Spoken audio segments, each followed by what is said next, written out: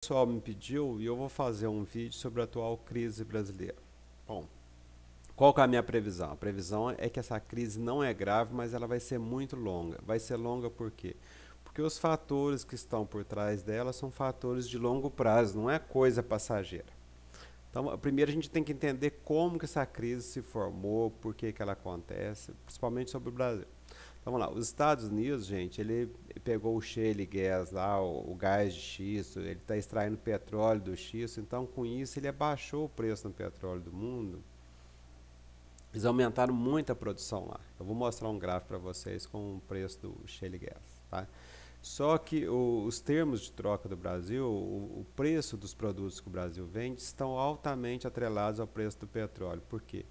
Porque o Brasil vende muita comida, é muita soja, muito milho, muita carne, e esses produtos são energia. Como o preço do petróleo caiu, o preço dos alimentos caiu também. Caiu também minério de ferro, caíram o preço das commodities de uma maneira geral. Só que com isso os termos de troca do Brasil pioraram, o saldo da balança comercial piorou, as transações correntes pioraram e aí começa a piorar tudo. Tá? O dólar desvalorizou, o governo tentou segurar um pouco, tá? Ele não pode tentar segurar muito, senão ele é vencido, mas ele segurou um pouco, mas um pouco o real desvalorizou.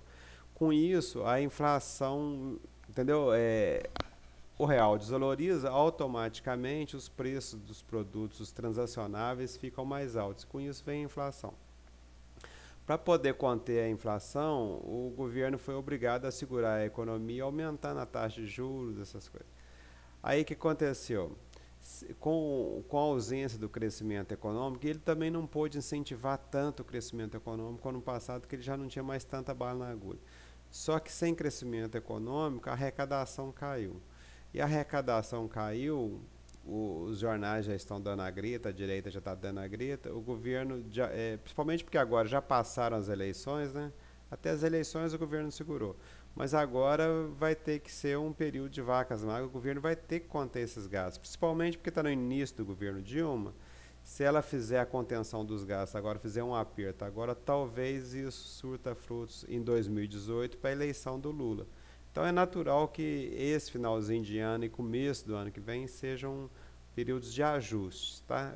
O ciclo econômico e o ciclo eleitoral estão batendo. Além dos fatores que eu apontei no quadro anterior, que um tem sequência com o outro, existem alguns agravantes que correm por fora, diríamos assim.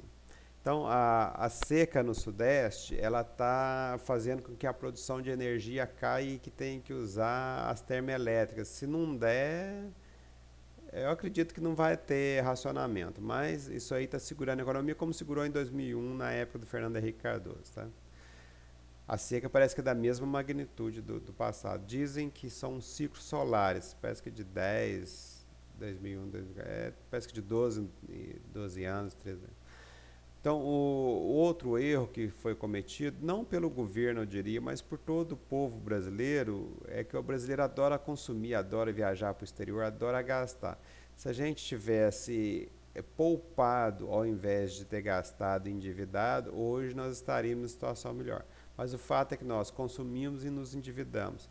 Então, essa ausência de poupança do povo brasileiro agora vai pesar, vai agravar a crise um pouco. Não é grave, não, mas vai. Eu estava por fora de economia, mas resolvi ler os relatórios do FMI, tá? Eles publicam relatórios de 6 em 6 meses. Então, agora em outubro de 2014 eles publicaram e eu li esse relatório para poder me inteirar de como que está a situação. Daí foi de onde eu vi, tá? Então, qual que é a principal mudança ocorrida no mundo? Olha só, esse amarelinho aqui é o preço do gás natural nos Estados Unidos. Então, os Estados Unidos tinham um preço do gás natural até um pouco mais alto do que o gás natural da Ásia e da Europa. O que aconteceu? Com o shale gas, o preço dos Estados Unidos caiu, só que dos outros continuou aumentando, principalmente na Ásia, porque o Japão, depois do desastre nuclear de Fukushima, ele abandonou as centrais nucleares e começou a usar gás natural para poder produzir energia elétrica. Então, o Japão está puxando o preço do gás na Ásia para cima. e o shale gas dos Estados Unidos puxando para baixo. Então a gente repara que nos Estados Unidos é dólares dos Estados Unidos por BTU, tá? De gás. É 4 dólares, na Ásia é 17, então aqui está 4 vezes maior. Na Europa é um pouco mais caro, mas tem o gás que vem da Rússia, né? Então o que está acontecendo? Isso aqui, gente, esse quadro aqui que é a principal mudança do mundo.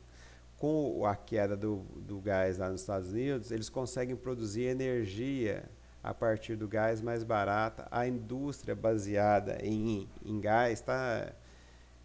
Eles usam gás para produzir alguns produtos químicos, né? Parece que o gás é matéria-prima.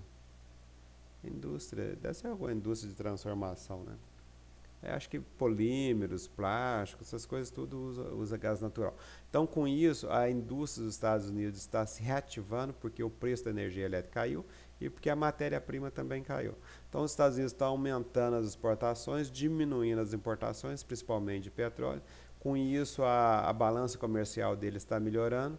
E a nossa, por nós vendermos commodities agrícolas, a nossa balança comercial piorou porque o preço só dos Estados Unidos, não é só gás natural, os Estados Unidos também está produzindo petróleo a partir do X e também o gás natural concorre com o petróleo, você pode botar um carro a gás, você vai substituindo. Então, automaticamente o preço do petróleo caiu também no mundo inteiro, porque o petróleo ele é mais fácil de ser transportado do que o gás. Então, o gás tem diferença de preço, e o petróleo quase que não tem diferença de preço mundo afora.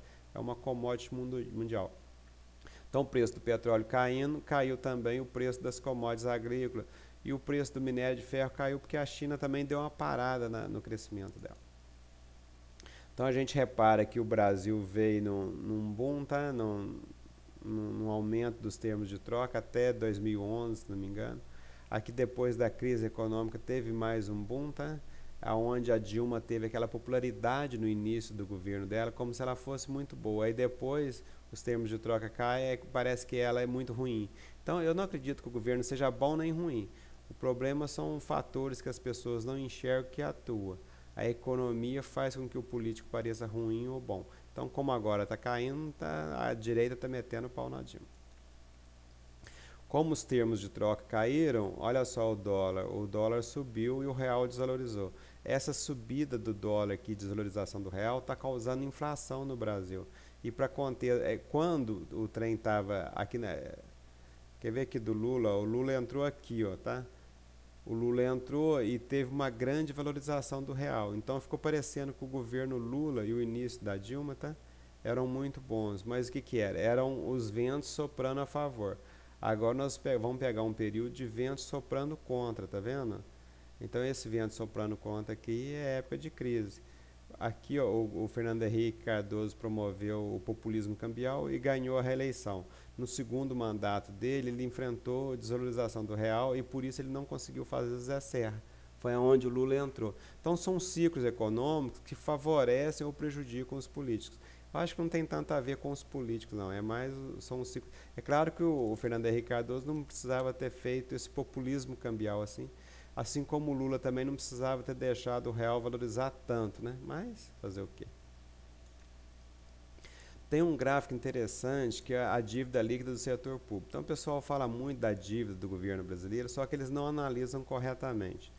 Na época do Fernando Henrique Cardoso, eu não tenho uma série mais longa, tá?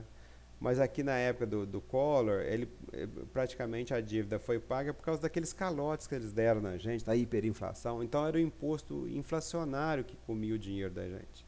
Então eles pagaram a dívida do governo, não porque o governo fosse responsável, mas porque eles nos roubavam. O Fernando Henrique Cardoso promoveu o Plano Real e com isso ele assumiu alguns esqueletos. E a dívida pública brasileira líquida, tá? Ela subiu drasticamente, inclusive ameaçando. Aí depois adotaram a lei de responsabilidade fiscal e o real começou a se valorizar. Como o governo tinha muita dívida em dólares, automaticamente a dívida começou a cair. Isso aqui, tá vendo? Foi uma... Aqui a coisa se inverteu. O governo começou a ser credor em dólar.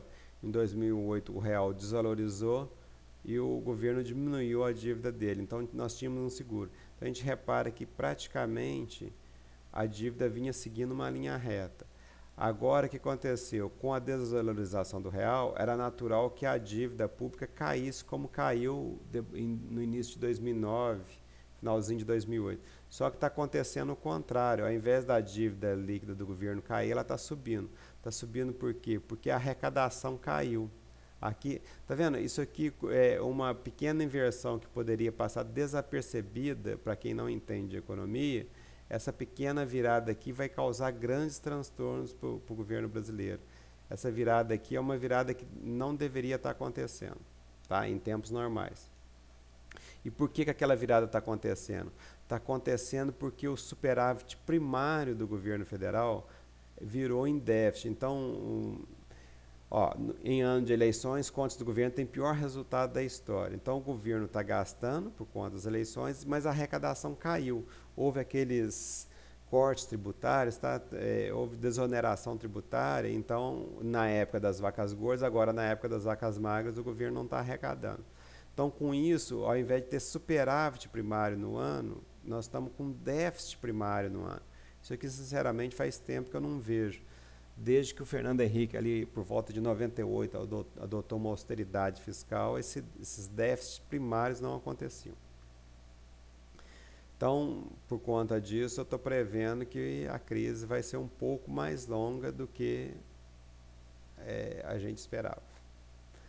Então, vamos lá. A crise não é grave. Não é grave por quê? Porque no passado a gente não tinha reserva em dólares, a gente não tinha um câmbio flexível, a dívida do governo já estava alta, a dívida ainda está baixa, o problema é que ela está aumentando, né? Começou a aumentar agora. Então, não é tão grave, tá? Como as do passado, não tem hiperinflação, a inflação está sob controle, mas, por outro lado, ela não vai ser passageira. Não vai ser passageira por quê? Porque eu não estou vislumbrando possibilidade dos termos de troca do Brasil voltarem a subir como estavam antes. O mundo mudou, os Estados Unidos está produzindo shale gas, está produzindo petróleo a partir do xisto, e isso vai fazer com que o mundo fique pior para o Brasil. Falou, moçada?